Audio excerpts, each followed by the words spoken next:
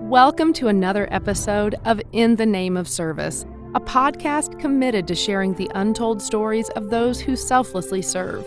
Each episode features an interview with men and women who have been called to a variety of service-focused roles, such as the military, law enforcement, ministry, volunteering, and more. You aren't likely to know the names of the individuals you meet here, but our hope is by the end of our time together, you'll not only know their stories, but possibly be inspired to write your own in some way. Humble in nature, but strong in character, these everyday men and women showcase what it is to truly be a servant. We're glad you're here. Now here's your host, Dr. Barb Thompson.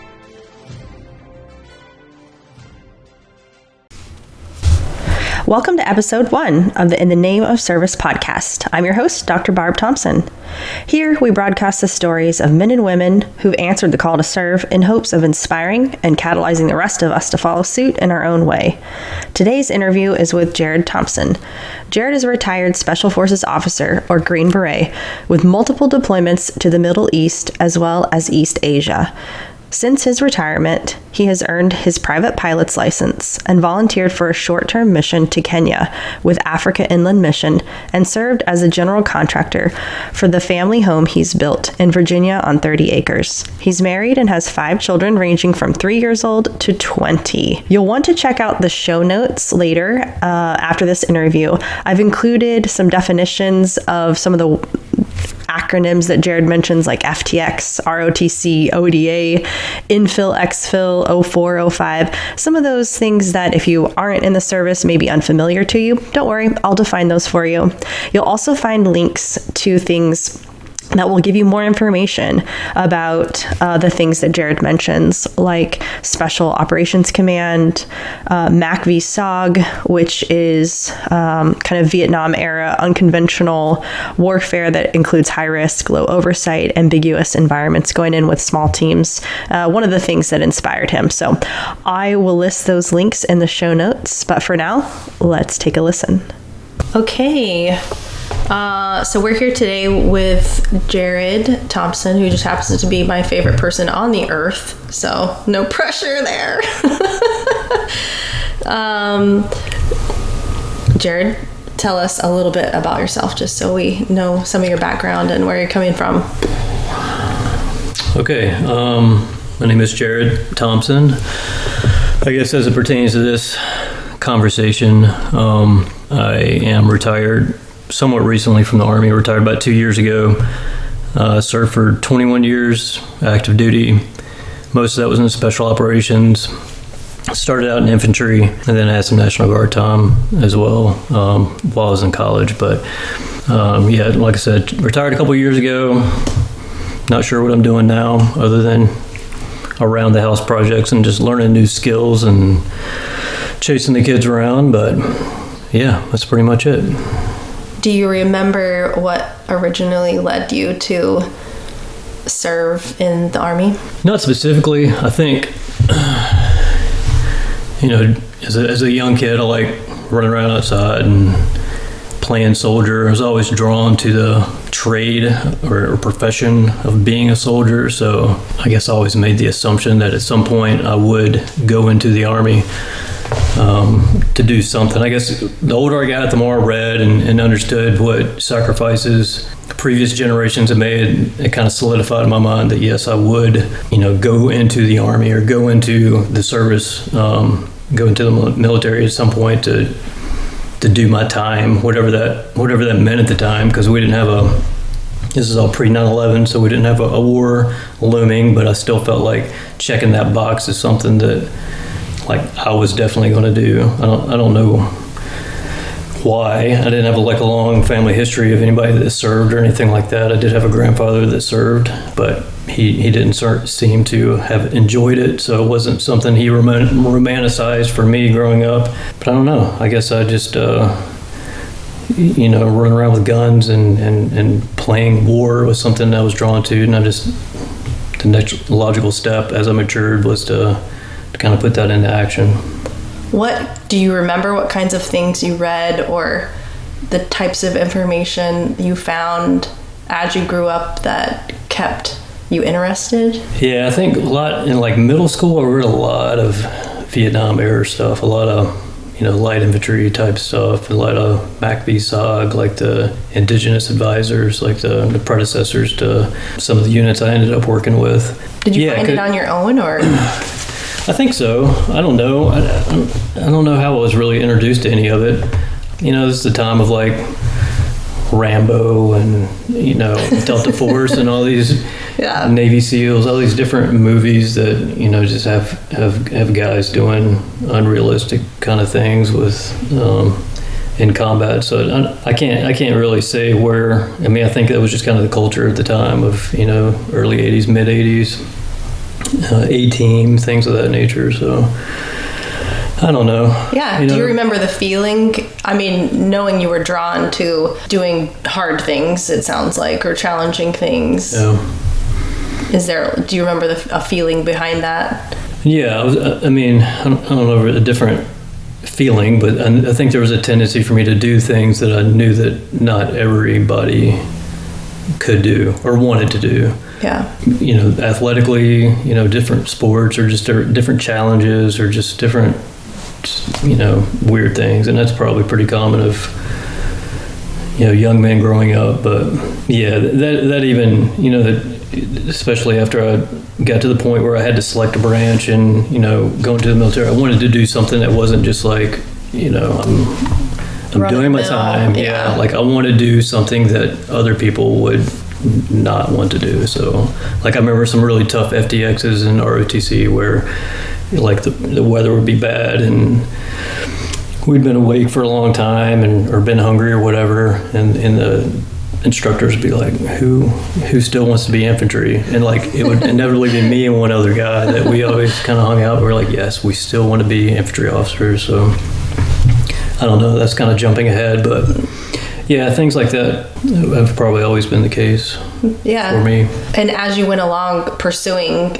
this type of service that you felt drawn to, what are some of the things that you gave up just in that pursuit? I don't feel like I gave up a lot. So in college, I majored in civil engineering, and that was pretty challenging. And looking back, that was probably unnecessarily like an unnecessary obstacle to put myself through, because I guess at the time I was thinking, again, this is pre 9/11. I was thinking, well, maybe I'll go into the Corps of Engineers. Maybe I don't know, be some type of civil engineer in the service and kind of get credit for that experience, and then get out after 3 or 4 years and then get my engineer's license and just go be a normal person and be a professional and make money. So that was always kind of bouncing around in the back of my head. And so I worked pretty hard to complete that degree along with, all the military kind of training and prerequisites we were being put through. But then, 9/11 kind of changed my mind on everything. So I ended up just staying in the military and making a career out of that. And then nearing retirement, I'm thinking, well, maybe I'll go, what else do I know how to do as I'm looking back? Well, I don't remember how to be an engineer anymore. That ship has sailed. So I feel like sometimes I kind of gave that up, a different, more comfortable life, or a life where I might have been good at a different thing. But if I'd have done that other thing, I probably would have regretted, leaving service at what I felt to be a critical time. Mm-hmm. And even what made you pursue special operations, past the point? So you've grown up kind of drawn to this infantry type of career field. Well, then you made that.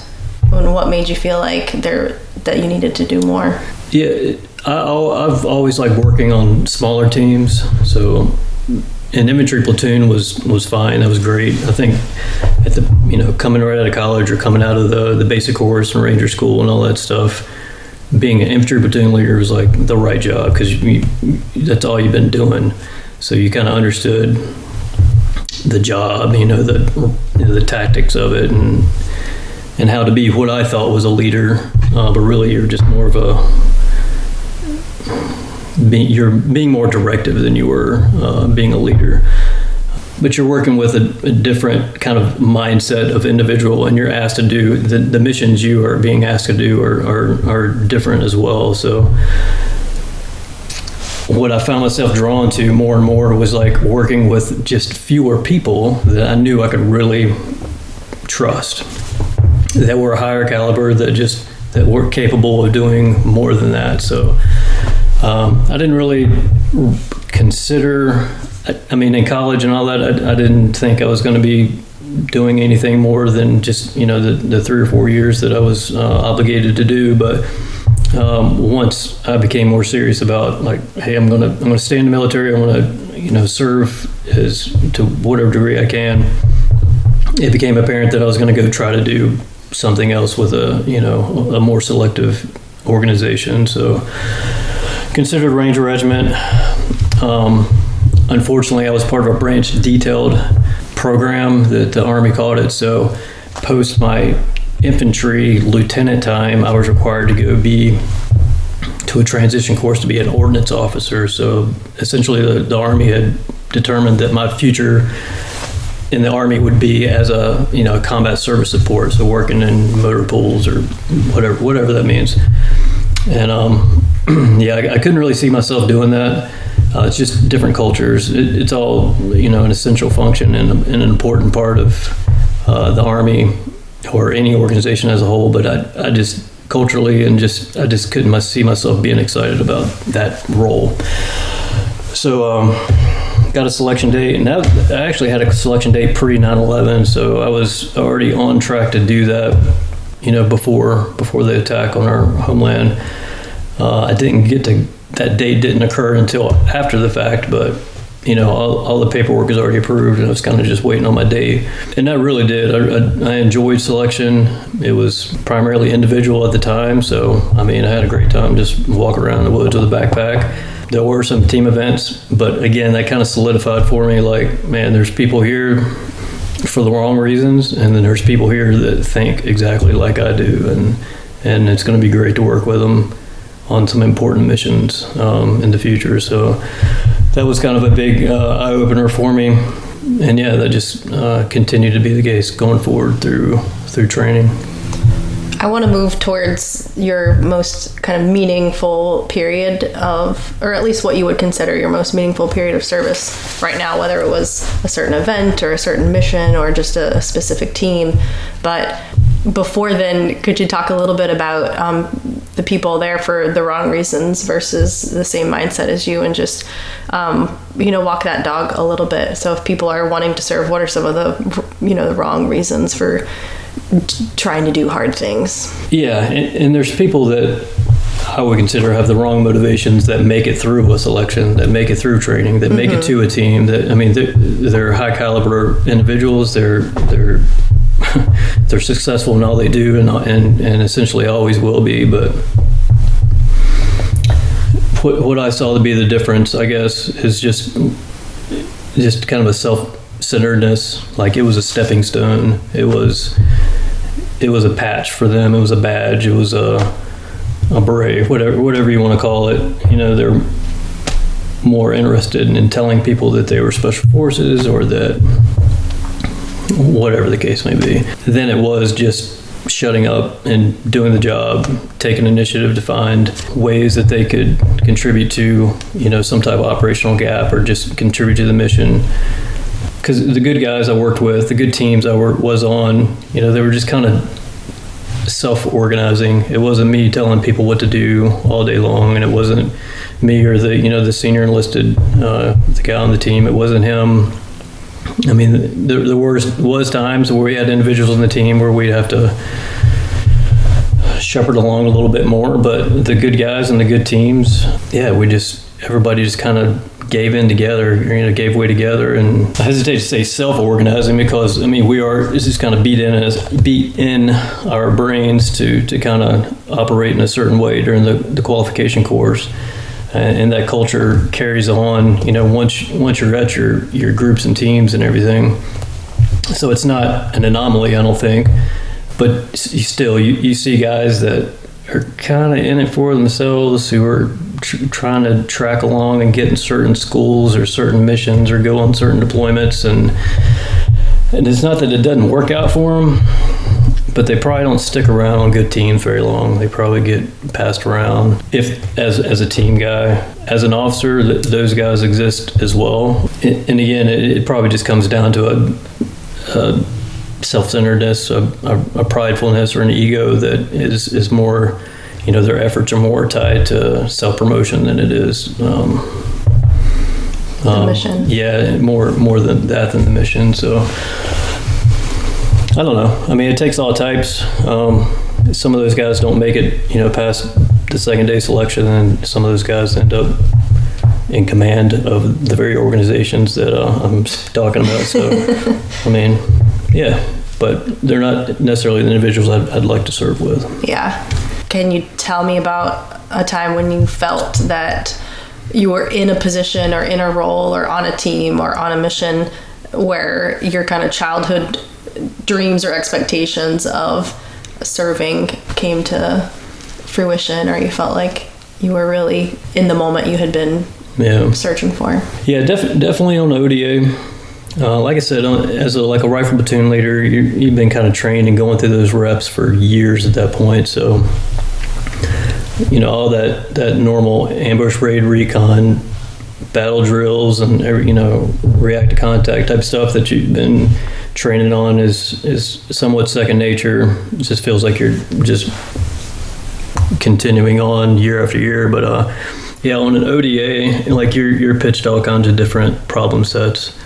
And I've always loved mission planning. I loved planning things from the beginning. So from infil to execution to exfil, I was always kind of drawn to the details of whatever it was, and that wasn't necessarily always my job. I just enjoyed it. So I enjoyed my time on an ODA and just all the just different weird kind of missions we went on, and the targets we had to prosecute, and just the different curveballs and opportunities we were given to kind of step up and just help out our partner units, or help out some of the other coalition forces, or to do what we were trained to do. But again, that was very tactical level. Your time on an operational detachment as an officer is fleeting. I got a little more time than most, just because of the way things shook out between deployments and everything. So I was happy to get a couple of good turns under my belt with a team and then another team. But again, I didn't feel like I was leading or serving. I felt like I was just having fun, and I was doing what I was trained to do, and I just loved serving with the guys that were around me. I knew their families very well. I felt obligated to them as well, just to make sure that I was training them the best way as possible, and I was doing my job well in order to ensure that their husbands and fathers came home safely. But then at the next 04, 05 level, you're not down in the weeds. You're not necessarily in the trucks hitting targets and just doing all the stuff that drew you to that life in the first place. And then you look and you're like, well, I still have half my career left. What's going on now? What do I do? And that's the point. A lot of guys just go find something else to do. And I'm kind of in that transition point now, but I decided to kind of fill out those next 10 or 11 years. But then you just kind of determine you still have to serve. You're still, being a leader isn't all being directive, and it's not going to be fun necessarily. You still owe quite a bit to the men that are out there conducting that mission, whether it be just removing obstacles or developing relationships that allows them to get out the door, or making sure they got the best training or the best equipment, or taking care of their families, whatever the case may be. It's just sacrificing in a different way. So I found satisfaction in that as well. But it's something it's not that I didn't realize it. I just didn't see myself in that position until I was in that position. So, what have the sacrifices looked like in your own life? for the service that you've had? I'd say more than anything, just time away from my family. So I think, and you don't notice it much when you're the guy out there doing it, but you miss a lot of life, I guess, just a lot of weeks, months, and years, just physically apart from, the people that you love and care about, and say that you're, indirectly supporting. So the thing is just coming back and it kind of slaps you in the face at some point that, you don't remember certain things, or you can miss certain periods of life, or you can't take part in all the stories that everybody's telling because you were, on the other side of the world, or, at a training event, or whatever the case may be. So it doesn't seem like a sacrifice when you're young or when you're single and everything else. But as life develops, but you're still kind of walking that walk, that at some point it's a sacrifice for your family and for you. Was there any point in time when you thought it was a mistake or a poor investment of your time? No, not necessarily. There have been frustrating times just watching the news and watching how things unfold, and watching how organizations that you've contributed to so much kind of evolve out of what they're best at. But you can't.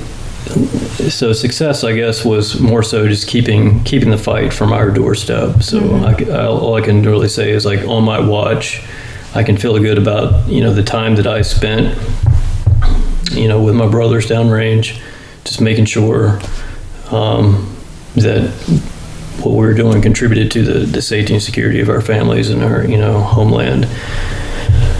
Now, it's been difficult, recent years, just kind of watching how things have unfolded in Afghanistan, Iraq, other parts of the world. But I would never regret, like, the time that I spent, or the sacrifices I made during the years that I was serving. So no. And how do you see? Well, now you've transitioned out of the Army, but it's clear you have a heart to serve and to do difficult things and do things that other people maybe don't want to or aren't willing to. And what does it look like now, kind of internally, without having a specific mission to go after? Yeah, I don't know. I'm still wrestling with that and figuring out what a good fit would be.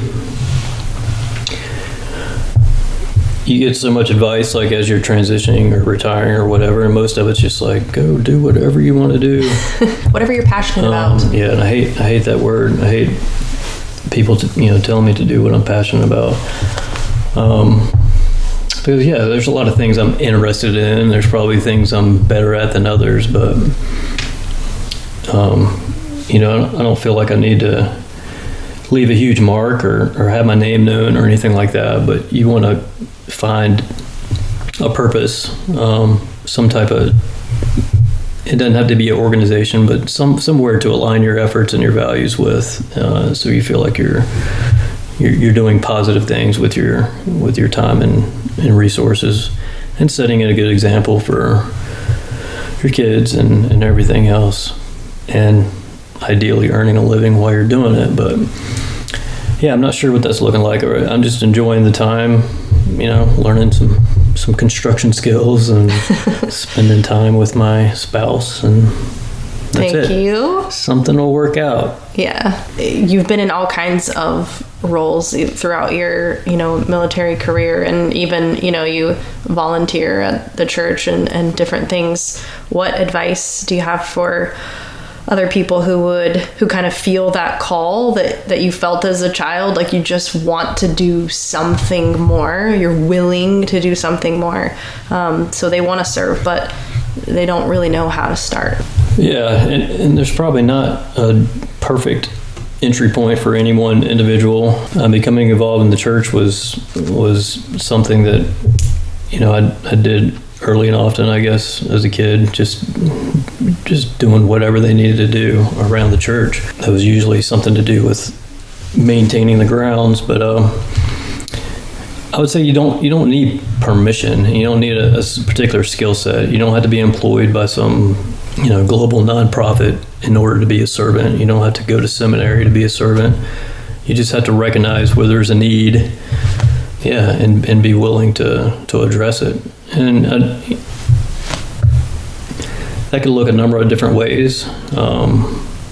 There's probably more need around us than we would like to recognize. So again, it really just comes down to kind of putting your ego aside and doing some work that's probably not glamorous or probably not fun, and probably not doing it for the purpose of recognition or for being given another opportunity to do something else you would rather do. So as much as it sucks, you kind of just got to get over yourself and do things that you recognize need to be done that probably aren't going to get done, and just doing it, not talking about it, not asking for permission, but just addressing needs. And if your motives are right and the Lord wills it, then you will have other opportunities. But that's about it. That in your environment, I would say, like you need to surround yourself with people that are trying to do a little bit more, whether that's a workout partner or a study partner or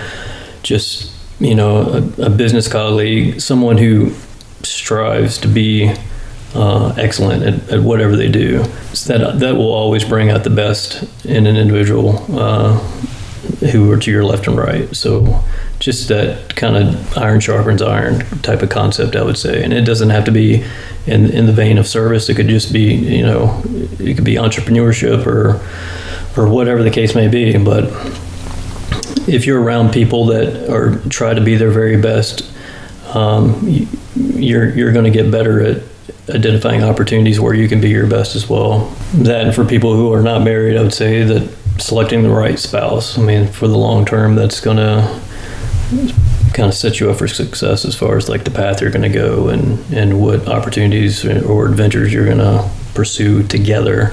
For so many reasons, I've seen guys who were pulled in all types of different directions just because them and their spouse weren't on the kind of the same worldview or didn't have the same values, and it was really kind of tough to watch. But it doesn't mean they can't kind of grow together in a similar direction. But it's a lot easier if you start out married to someone who has, again, the same values and is willing to understand what you want to do as far as serving and sacrificing, and can support you in doing that, and vice versa. I like those 3 tips.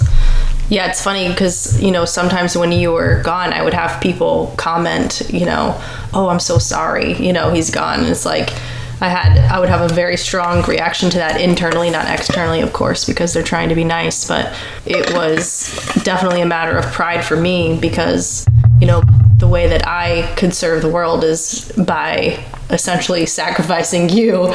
It sounds bad, but I knew, and know what you're capable of. And I'm always happy to see you go off and do things that other people aren't able to do or aren't willing to do. And even after you got out, you took a trip to Kenya.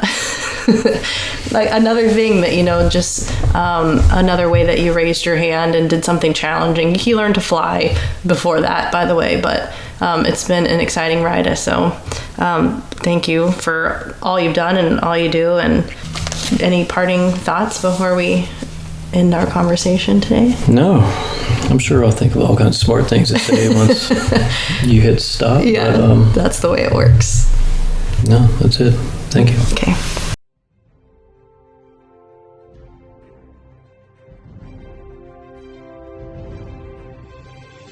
Hey everybody, thank you for joining us for another incredible episode of In the Name of Service.